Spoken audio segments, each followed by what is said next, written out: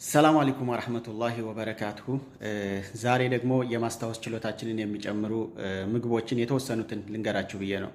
እንግዲህ የማስታወስ ችሎታችንን በአመጋገብ መጨመር ይቻላል፣ በተለያዩ ልምዶች መጨመር ይቻላል፣ ወይም ደግሞ እንቅልፋችንን በማስተካከል የማስታወስ ችሎታችንን ማሳደግ እንችላለን። ዛሬ ልነግራችሁ የፈለኩት ግን ምን አይነት ምግቦች የማስታወስ ችሎታችንን ይጨምራሉ የሚሉትን ነው። አንደኛ ውሃ እንግዲህ ሰውነታችን 65 ከመቶ የሚሆነው የሰውነታችን ክብደት ከውሃ የተገነባ ነው። ይህን ውሃ ደግሞ በቀን ውስጥ በተለያየ ምክንያት ከሰውነታችን ይወገዳል። በሽንት ሊወገድ ይችላል፣ በትንፋሻችን ሊወገድ ይችላል፣ በላብ ሊወገድ ይችላል።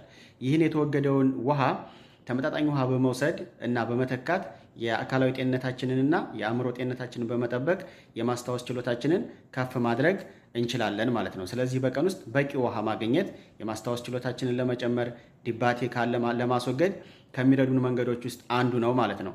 ሁለተኛ አሳ ነው። አሳ እንግዲህ በውስጡ ኦሜጋ ስሪ ስላለው ይሄ ኦሜጋ ስሪ የነርቭ ሴሎቻችን እንዳይጎዱ በማድረግ የማስታወስ ችሎታችንን እንዲጨምር ያደርጋል ማለት ነው። ሁለተኛ ለውዝ ነው። ለውዝ እንግዲህ በውስጡ የተለያዩ የአእምሮ ጤናን የሚጠብቁ ንጥረ ነገሮችና ቪታሚኖች አሉት። በተለይም ደግሞ ቪታሚን ቢ6 ስለያዘ የነርቭ ሴሎቻችን እንዳይጎዱ በማድረግ የማስታወስ ችሎታችንን ከፍ ያደርጋል ማለት ነው። ሁለተኛው አቮካዶ ነው። አራተኛው ማለት ነው አቮካዶ። እንግዲህ አቮካዶ የተለያየ ፋቲ አሲድ በውስጡ ስላለው ይሄ ፋቲ አሲድ የማስታወስ ችሎታችንን ይጨምራል ማለት ነው። አምስተኛ ቀይ ሽንኩርት።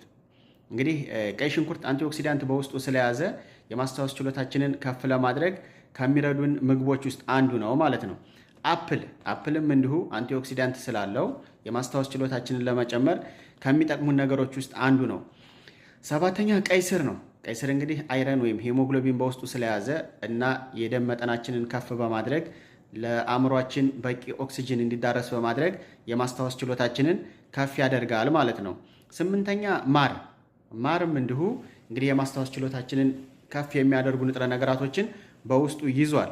ዘጠነኛ ጥቁር ቸኮሌት እንዲሁ ያው ቸኮሌት ጣፋጭ ነገር ማብዛት አስፈላጊ ባይሆንም ጥቁር ቸኮሌት የማስታወስ ችሎታችንን ከሚጨምሩት ውስጥ ነው ማለት ነው። አስረኛ ዝንጅብል ሻይ።